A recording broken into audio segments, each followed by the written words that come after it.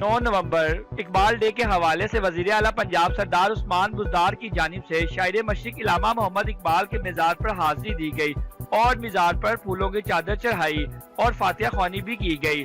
وزیر اعلیٰ پنجاب نے عظیم مفکر اور شاعر مشرق علامہ محمد اقبال کو خراج عقیدت پیش کیا۔ بادشاہ مسجد کے خطیب مولانا عبدالخبیر آزاد نے دعا کروائی۔ عثمان بزدار کا کہنا تھا کہ علامہ محمد اقبال نے اپنی شاعری کے ذریعے امن اور بھائی چارے کا پیغام دیا ہے۔ علامہ محمد اقبال کے افکار پر عمل پیرا ہو کر ہم کامیابی حاصل کر سکتے ہیں۔ علامہ اقبال کا پیغام امید اور خودداری کا ہے۔ وزیر اعظم عمران خان بھی پاکستان کے لیے امید کی کرن ہی ثابت ہوں گے۔ معاون خصوصی اطلاعات فردوس عاشق آوان، کمشنر لاہور ڈویژن، سی سی پی او لاہور، ڈپٹی کمشنر لاہور اور متعلقہ حکام بھی اس موقع پر عثمان بزدار کے ساتھ موجود تھے۔